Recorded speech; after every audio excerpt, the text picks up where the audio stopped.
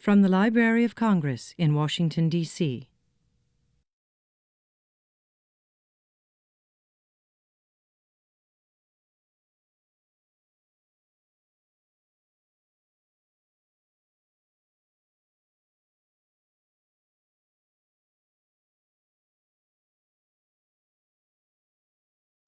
Good afternoon, everybody. Can you hear me down there? Yes? Okay. I'm Mary Jane Deeb, Chief of the African and Middle Eastern Division, and welcome to the Library of Congress. I'm delighted to see you all here on this very special occasion. Today, we are launching a brand new program entitled Conversations with African Writers and Poets. We are three partners in this endeavor: the African section of the African Middle Eastern Division, the Poetry and Literature Center here at the library, headed by Robert Casper, and the Africa Society of the National Summit on Africa, whose president and CEO is Bernadette Paulo, who actually made this program possible, and I want to thank her very, very much. In a moment, you will hear more from both of them. Suffice is it to say that the three partners have decided to host a series of conversations with established African authors and poets, as well as with young and upcoming literary figures, whose interviews we will tape and make available on our website for everyone to see and to use. The aim is to record for posterity the voices and thoughts of African writers, so that they may remain with us for generations to come, and also that they may become accessible today, not only to everyone in the United States, but also to people around the world. And to put this new program into its cultural and historical framework, we have invited Professor Ali Mazrui, one of the most revered scholars on Africa, to share his thoughts with us. The interview will be conducted by Dr. Angel Baptiste, the area specialist for West Africa, who is a scholar on Africa in her own right. The next program, which we are planning soon, will take place on November 16th at 6 o'clock in the evening, when we will have Dr. Susan Kiguli, a poet, a writer, and a professor at Makerere University in Uganda. And of course, you're all invited. I want to thank Karen Jenkins, who's here, right there. She's the executive director of the African Studies Association, who has brought 2 presidential fellows to the library. And that's the first time we've done that. So 2 presidential fellows from Africa, one of whom is Susan Kiguli. So we will be celebrating her in our program on November 16th. Before I turn over the microphone to Robert Casper, the head of the Poetry and Literature Center, I would like to add that that's, administrative point. I would like to add that the interview will last for an hour. This will be followed by a 15-minute Q&A, and after which we will whisk Professor Mazrui away as he has other engagements. Okay? So enjoy. And now, Robert Casper. Thank you.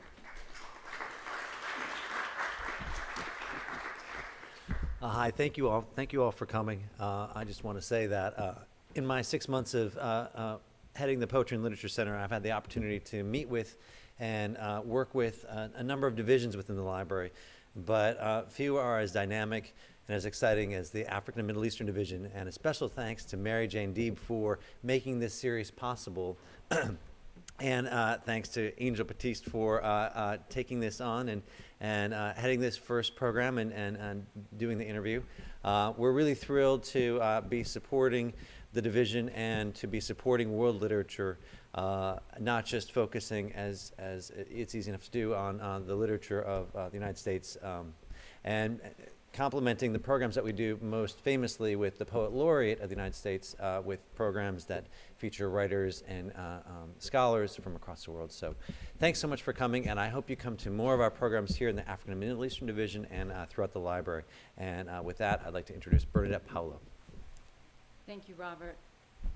Good afternoon, ladies and gentlemen, distinguished guests all. Thank you to Dr. Mary Jane Deeb and Dr. Angel Batiste and Dr. Robert Casper for everything you have done to make our collective vision a reality. I'd also like to thank our staff, Patricia Bain, Mariam Ba, and Sarah Caruso, who are from Uganda, Senegal, and Kenya, and represent the African youth here today.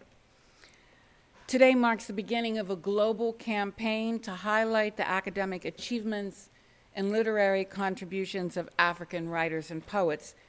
Their collective impact has been profound and has permeated the consciousness of scholars and students as it has depicted the realities, cultures, and aspirations of the continent's diverse citizenries.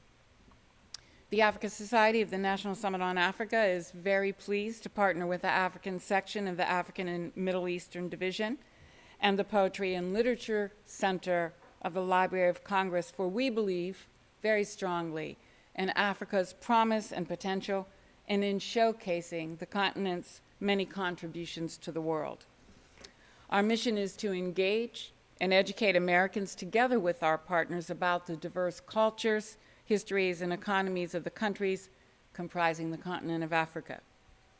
It gives everyone associated with the Africa Society great honor to have as the first speaker in this series a named icon of the 20th century, one of Kenya's and Africa's most acclaimed sons, and a member of our board of directors, Professor Ali Mazrui. While introducing the professor is a daunting task, with a 13-page biography and 187,000 mentions on Google, there is no danger of overstatement, which is a consolation. For today, we have a genius in our midst, an eminent scholar, a prolific writer, a world-renowned filmmaker, whose achievements and accolades would take longer than the time we have allocated for this interview in its entirety.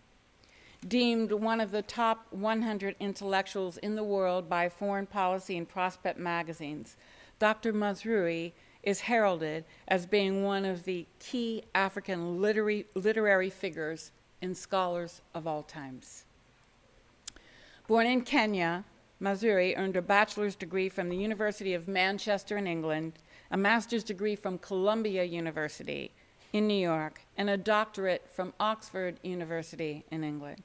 He spent 10 years at Makerere University in Kampala, Uganda, where he served as head of the political science department, dean of the faculty of social sciences, as well as the dean of the law faculty. He served as professor of political science at the University of Michigan, where he directed the Center for Afro-American and African Studies. He is now Albert Schweitzer Professor in the Humanities and Director of the Institute of Global Cultural Studies at Binghamton University, State University of New York.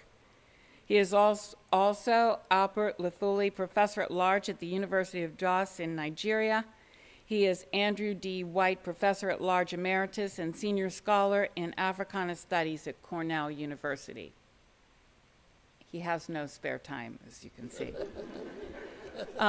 Dr. Mazrui has been appointed Chancellor of the Jomo Kenyatta University of Agriculture and Technology in Kenya, an appointment made by Kenya's head of state. He has been visiting scholar at Stanford, Chicago, Colgate, Singapore, Harvard, Australia, Oxford, Ohio State, Baghdad. He has lectured on 5 continents. He has served as special advisor to the World Bank and on the board of directors of the American Muslim Council. He has published more than 30 books and published hundreds of articles, and I might add, you will see when you look up Dr. Mazrui, that more articles have been written about him than those he has written. His research interests include African politics, international political culture, political Islam, and North-South relations. For those of you who are old enough to remember, Dr. Mazrui is best known for his 1986 PBS-BBC documentary series, The Africans, A Triple Heritage. Like all great men, I can tell you that the professor's humility and gentility are among his greatest assets. And as they say, behind every great man is a great woman. He is accompanied today by his wife, Pauline, who we are glad could be with us. Ladies and gentlemen, please welcome Dr. Mazrui, who will discuss post-independence African literature.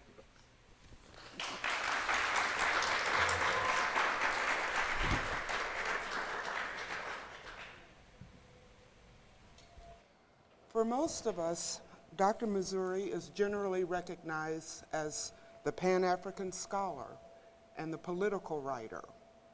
Today, we acknowledge Dr. Mazrui's literary scholarship. Dr. Mazrui himself has written one work of African fiction, The Trial of Christopher Okobo. In addition to his written work, Dr. Mazrui is perhaps best known for his major work, the television documentary series, The Africans, A Triple Heritage, which refers to the three main cultural influences impacting Africa: traditional African culture, Islamic culture, and Western culture. Again, we acknowledge your literary scholarship. Professor Mazrui, in 1986, you published an article in the UNESCO General History of Africa on the state of modern African literature in the period since 1935. At that time, you noted that the basic forms of creative literature in this period of African history were poetry and rhetoric, drama, theater, and the novel. Can you provide a short summary of post-independence African literature and also define the African literary canon in modern-day African literature? Thank you very much. First of all, is the microphone too loud? Let me thank the library very much indeed for this initiative, not just in relation to my participation, but to the concept itself and the intention to record the ideas and views and interpretations of African writers and making them available in the library's archives. I think this is a very important initiative, and I look forward to listening to other writers in the coming months and years, God willing. I must also apologize for my nasal voice today. I'm just recovering from a cold. I'm glad that I wasn't coming here at the worst time of the cold. Now I'm a little better than before. So I hope, in spite of the nasal nature of the voice, you can identify the different words I utter intelligibly. And now back to business. It is true I wrote an article about the development of African literature as part of that massive UNESCO project of the history of the continent in 8 volumes. And I was privileged to be called upon to edit the 8th volume, the final volume of Africa since 1935, and be a co-author by providing additional chapters to the volume myself. I'm delighted that that particular chapter is one of the more influential chapters I have written. Many people have written to me in relation to what I said there, and it seems to have triggered some interest on the part of the library, and that's important. So, but but you want me to update it, as it were. Exactly. I will try. Because, first of all, there have been further developments since then. There have been changes. African writers are becoming more confident in experimentation. They used to stick to whatever were the conventions of the inherited categories of literature that they were writing in. They responded and complied with the literary canon as it was enunciated by the Western world. So what has been happening since then is a greater readiness to experiment with other things, what Anthony Appiah has called post-realism, so that the novel doesn't have to be more closely constructed in terms of believable lifestyle, but you can take risks and rely on the suspension of disbelief, like a situation where you have some supernatural events happening in the novel, which at the beginning of African writing in the European languages, they avoided because it was risky. And now I think they are taking liberties in what is called post-realism to venture forth. And this is, of course, is being followed independently of Africa in Western literature. That's what Harry Potter is all about, the spectacular success of Harry Potter writings, and as well as the movies, is part of this fascination with magic and wonder and what is supernatural. So African writers haven't gone quite as far as flying carpets, but they're moving in that direction. And I'm mentioning it because it's a sign of greater self-confidence and a greater readiness to experiment. I was disappointed when I launched a project that African writers in indigenous languages did not get enough recognition. As some of you may be aware that as the last century was coming to an end, I was addressing a meeting of primarily publishers of books from different countries, but they were assembling in Harare, in Zimbabwe. And in my lecture, as the century was coming to an end, I said we should identify the 100 best books of the last 100 years from Africa, and then recognize publicly those 100 best books. I give suggestions in my speeches all over the world, so I wasn't very confident anybody would take care of it and find it an interesting idea and then walk home. But these publishers suddenly decided, Eureka, what an excellent idea. and it took off, it really took off. They established the machinery for evaluating novels and then identifying them in terms of merit. And before long, we were well on our way towards implementing. My books were disqualified for consideration because I was the originator of the idea. So to compensate for this deprivation they imposed on me, I was made founding father of the project and given a special assignment, which I shall always remember, that we had chosen as one of the books which won Nelson Mandela's Long Walk to Freedom, which he had written in prison. And the project said, okay, founding father, this is your reward. You are going to present the award to Nelson Mandela in Cape Town at the ceremony. Now, if I'd received an award from Nelson Mandela, that would have been a great honor enough, but to be giving an award to Nelson Mandela was really one of the highlights of my life, you see. So we did have a spectacular event in Cape Town and awarded this, and I did have an opportunity to do that to Mandela. But although I was happy my idea of 100 great books had taken off so spectacularly, I was still disappointed by inadequate attention to literature written in African languages. So there's still a heavy bias in recognizing literature in European languages.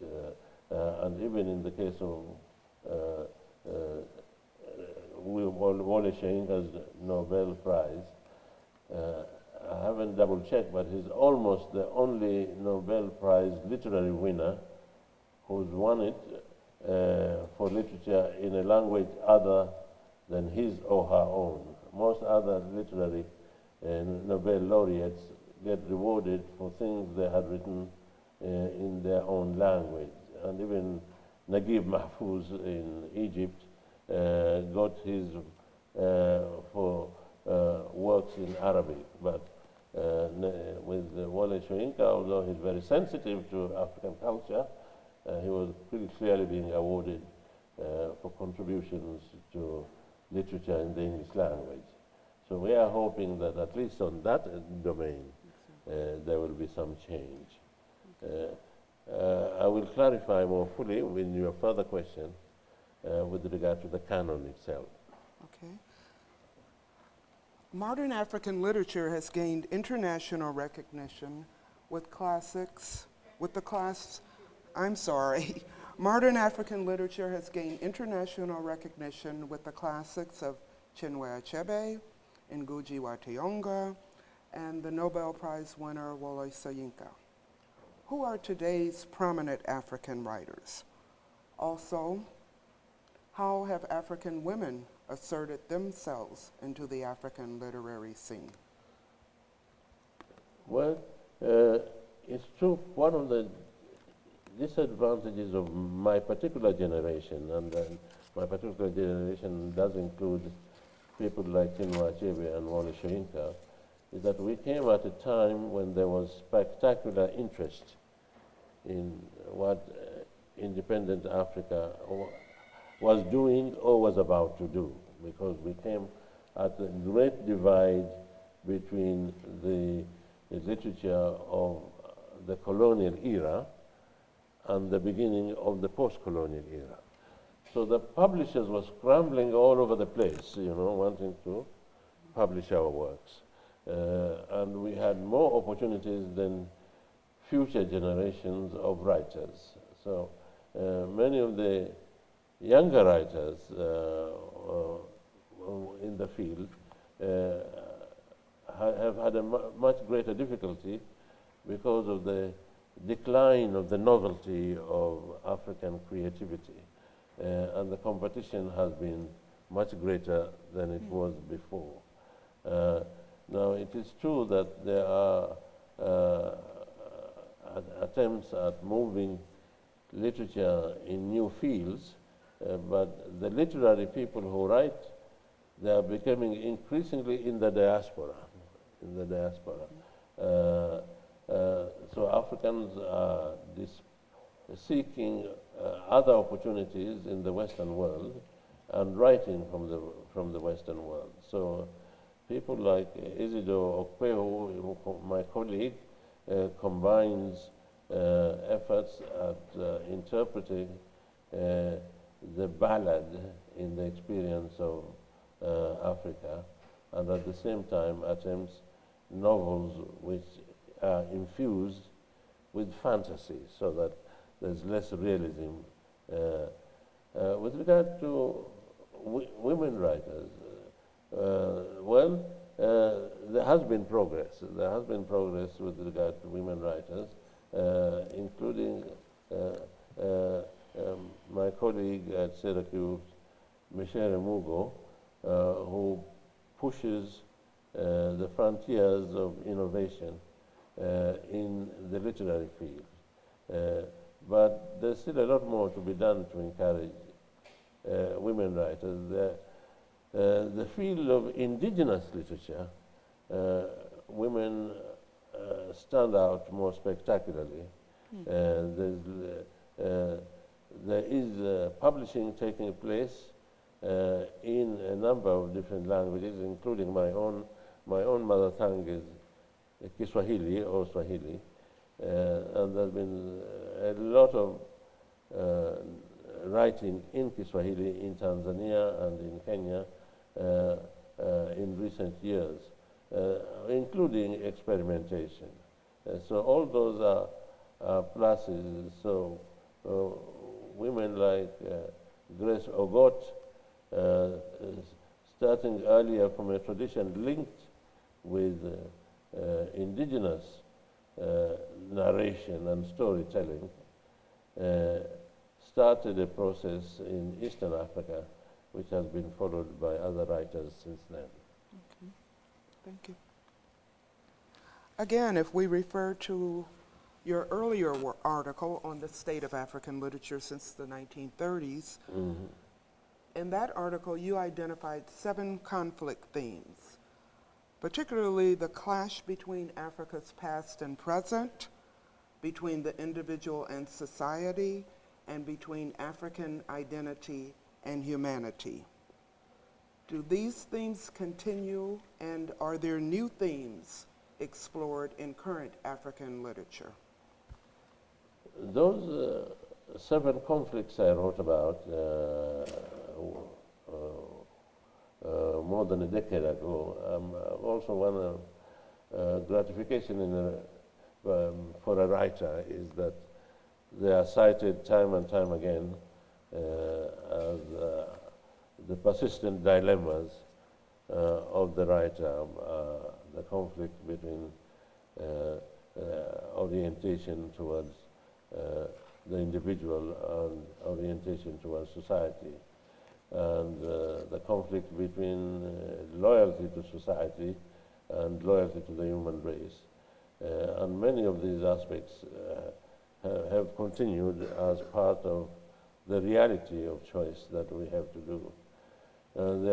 There are things that have been inadequately addressed by African writers. For a continent that suffers from many conflicts, it's very sad that there is inadequate poetry of war in a continent of war. So there's a lot of conflicts of different kinds within our continent. Unfortunately, in most other circumstances, this would trigger lamentations, examinations, pathos, tragedies, etc., because almost every country has a neighbor that has suffered, and I have noticed there has been very little. So I have brought lines from a writer who was himself killed by war, and I suspect had he lived long enough, he would have become an anti-war poet. And that precisely Christopher Okigbo, about whom I wrote a novel. So I wrote something at a conference at Harvard a few years ago in honor of the memory of Christopher Okigbo. But this lamentation I had at Harvard is still there, that this is a continent of war which has not yet produced poets of war. You see, poets of war. And you don't have to celebrate war, you can lament war, but there has been very little. Now, I have lines here from Christopher Okigbo, and as I say, he became a victim. And strangely enough, there are lines which sound as if they come from someone who ought not to have joined the Biafra War. So it's almost as if it's ironic he joined the Biafra War and he died. But his muse seemed to be aware of the costs of war. So with your permission, Yes, may I please. read this? Yeah.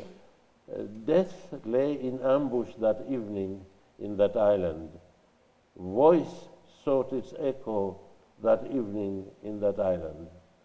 And the eye lost its light, and light lost its shadow.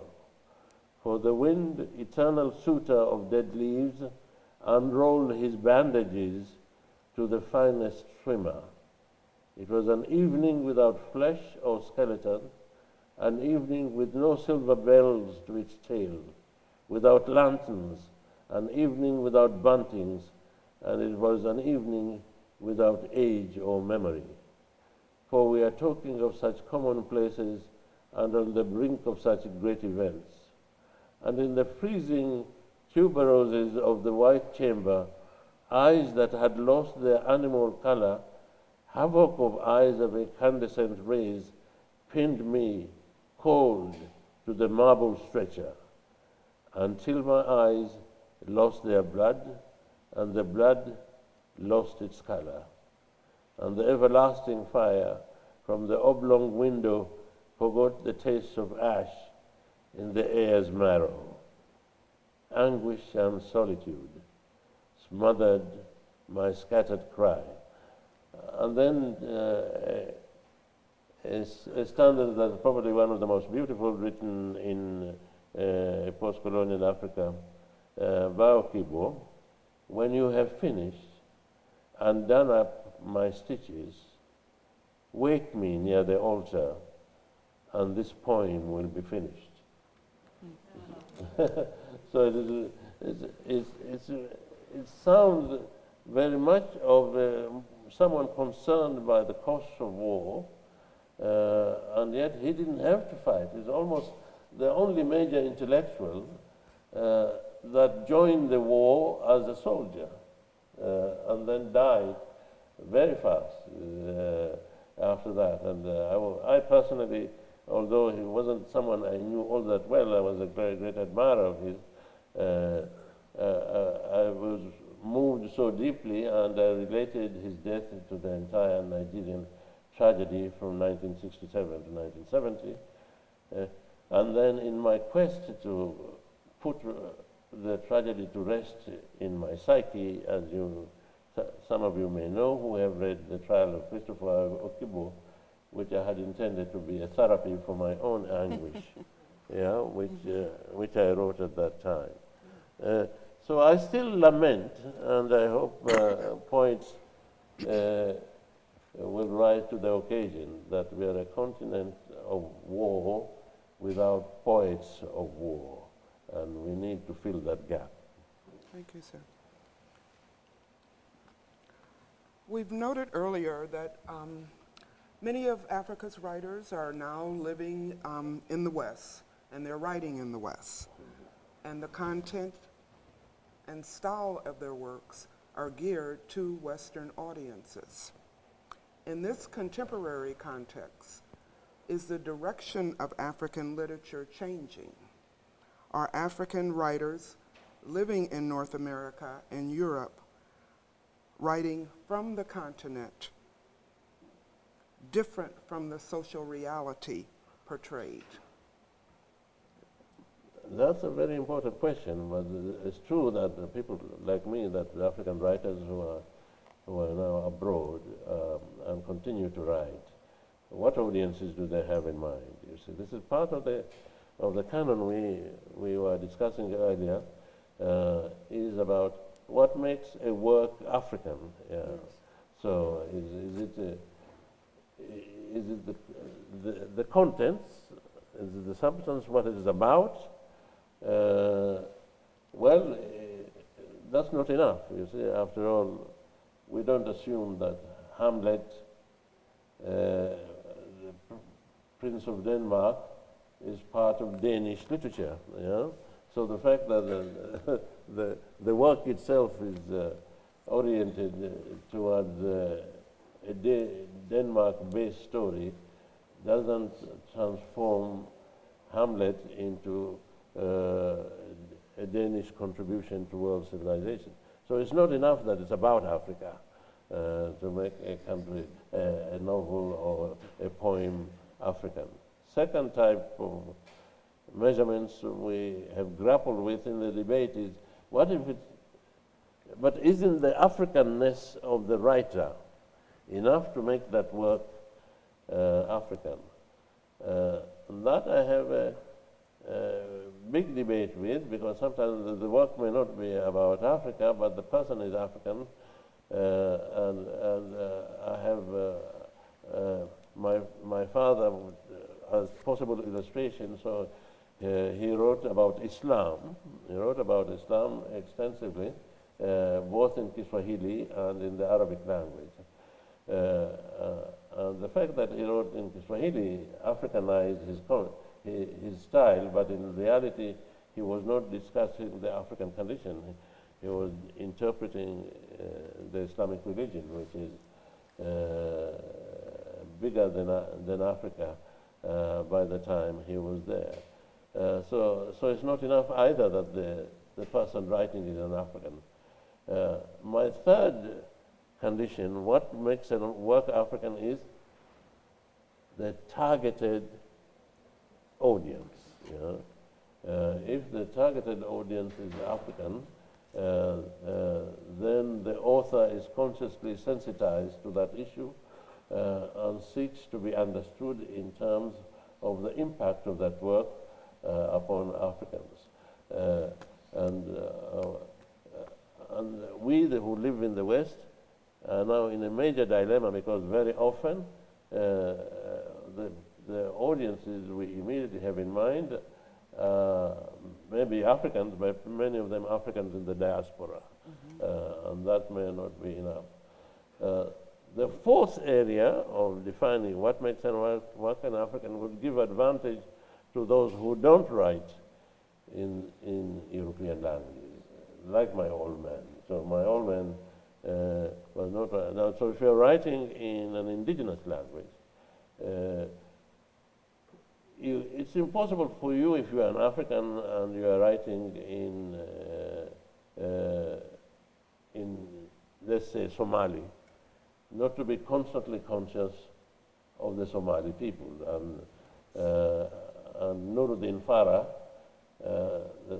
Somalia's most distinguished novelist in the English language, had that dilemma. He says, if I wrote in the Somali language, I would be conscious I'm addressing the Somali people.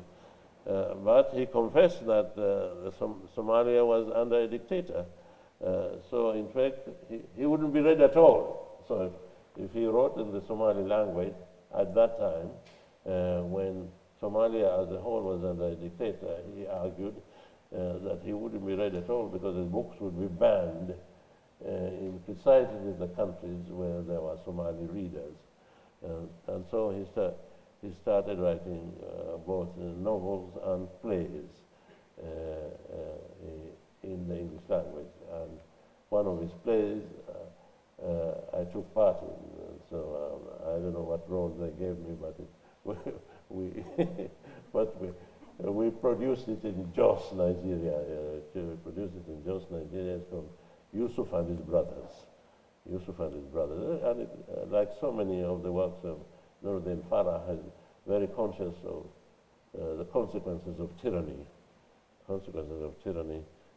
in the human condition. So that illustrated this dilemma you were referring to. So when you are writing in English and you are based in the United States, or writing in French and you are based in France or Belgium, which audience are you conscious of? When I flatter myself, I said, look, I interpret Africa for Africans, and I'm trying to interpret Africa for the world. Yeah. Now, in reality, most Africans know about me much more through my television series than they know about me through my books. Though in fairness, they may know some titles of the books I have written without the books being available in their bookstores. Many of them are too expensive because they were published in the West.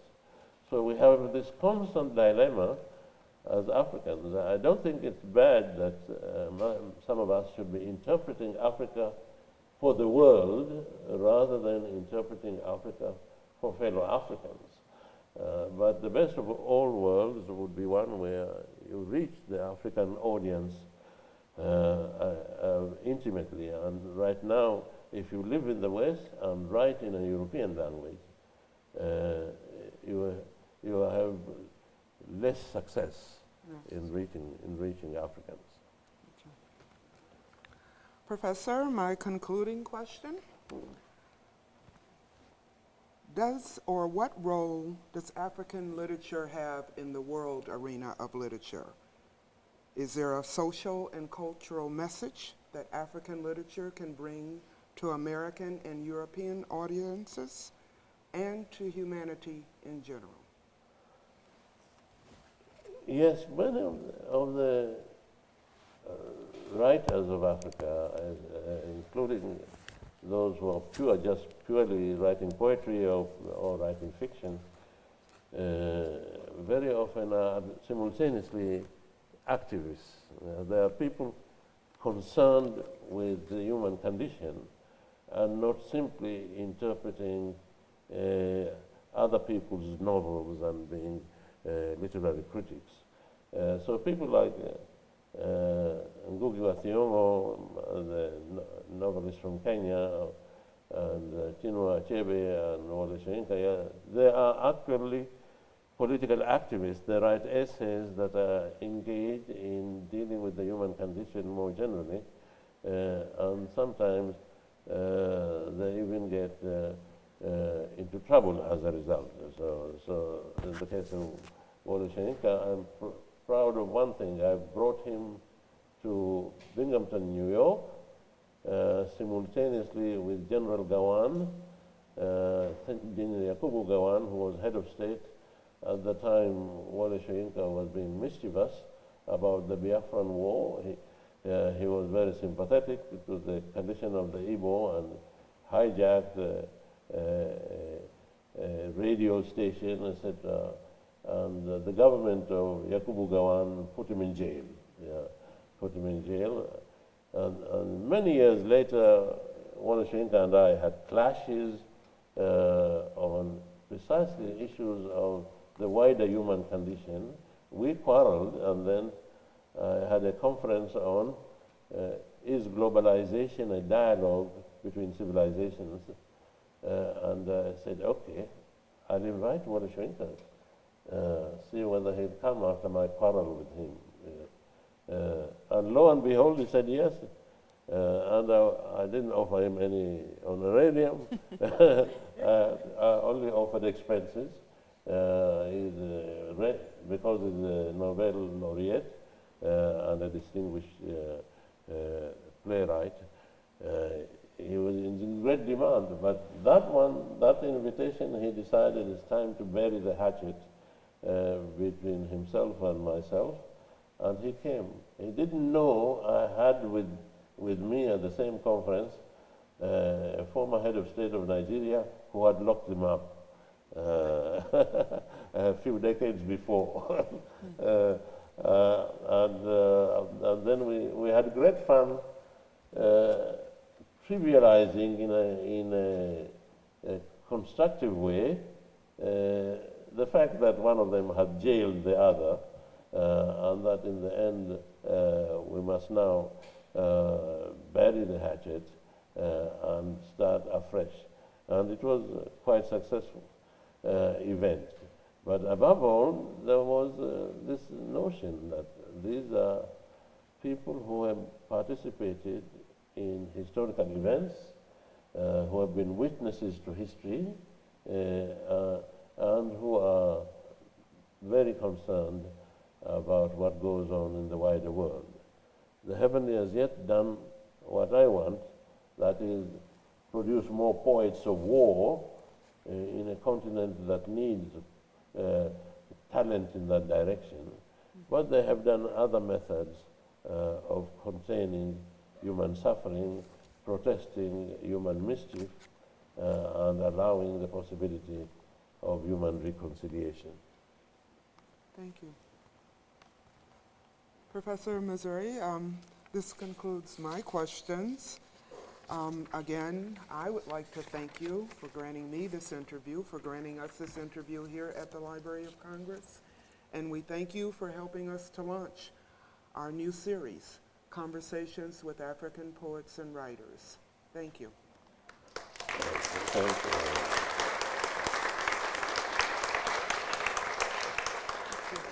Thank you. Bless you all, and best wishes to this project, which is worthy of your support.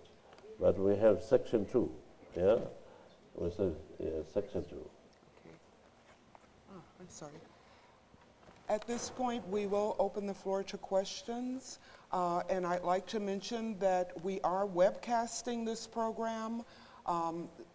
When you ask a question, you are granting permission to be webcast. I'd like to ask also that we keep the questions very brief. As we mentioned, the professor does have another engagement. So please keep your questions brief. My name is Naka Aruke, and I'm a student of Pan-Africanism. So my question is, what is your assessment of the state of the Pan-African scholarship in the field of academia?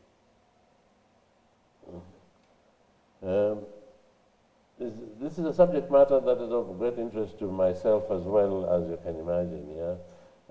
And there are people who are writing today that are more Pan-African now than they were before. So it's good that the flow in the literary field is towards greater consciousness of Pan-African identity and greater interest in the production of literature in the diaspora. And African professors who teach courses that combine literature from the continent with literature from people of African ancestry. There is some greater consciousness among politicians, not enough among politicians, but one of the tragedies of the Libyan war is that Gaddafi was the only Arab leader who decided he was an African first and an Arab second. Of all the Arabs of North Africa, he is the only one who, he not only said it, he acted it, that he was an African first and Arab second. Yeah. He made a mess of his relationship with the Arab world, and he paid heavily because the Arabs threw him under the bus. The people who tried to end the civil war in Libya by sending a particular delegation to solve it were people from the African Union. Yeah. The Africans of the continent were the only ones who went there trying to end the conflict. But the opposition was not interested because they had the backing of the North Atlantic Treaty Organization. Yeah. So the fact that Gaddafi made a mess of his Libyan policy should not make us forget that he was more positive in his Pan-Africanism. Yeah, his Pan-Africanism. I spent many hours with him when he was in power, and I was on record as saying he was a good African but a bad Libyan, etc. And he invested in different African countries, but in general, he wasn't the only one among the leaders of the continent as a whole who are becoming more sensitive to Pan-Africanism. Okay. We'll take one more question here. I wanted to ask a question. It's kind of, maybe it's two-part, but I recently read Half of the Yellow Sun by Ali Mazrui, and she uses hybrid language, infusing her book with Igbo as well as English. Is that a good vehicle for African writers to be able to stay connected to their African audience as well as opening up to an American audience or English-speaking audience. And my second part was I wanted you to make a comment about your fellow country person who recently passed away and was also a writer on God. Yes. Okay. Well, it's true.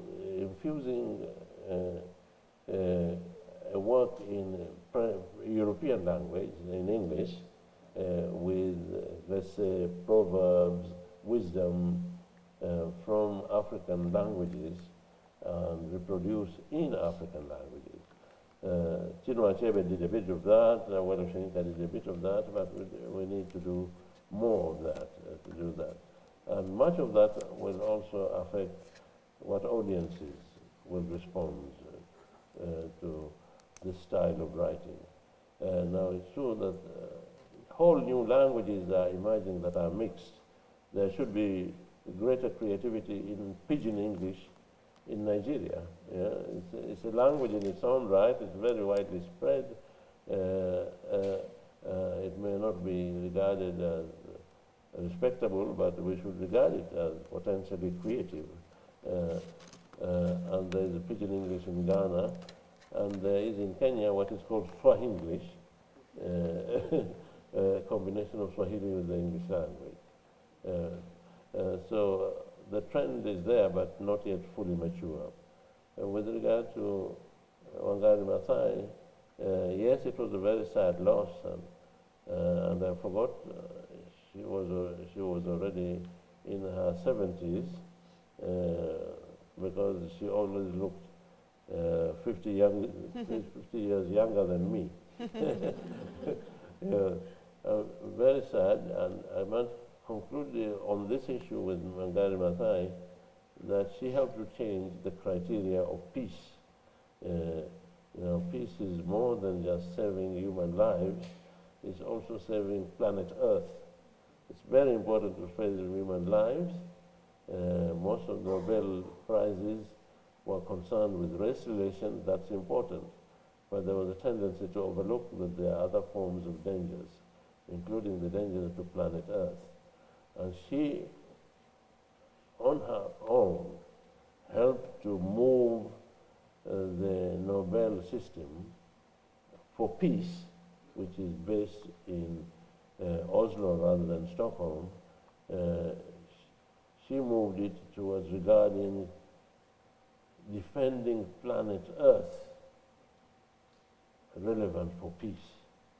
And I was truly delighted that their conception of peace had widened to the extent of rewarding those who are trying their best to save the habitat of the human species. So we shall always remember her for that contribution.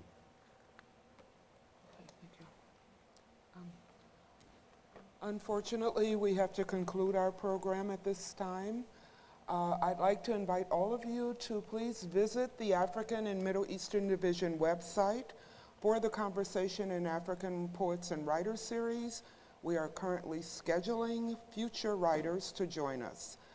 So if you visit our website, you will see some of the writers that we will be featuring or interviewing here at the library. We thank all of you for joining us today. Thank you. Thank you.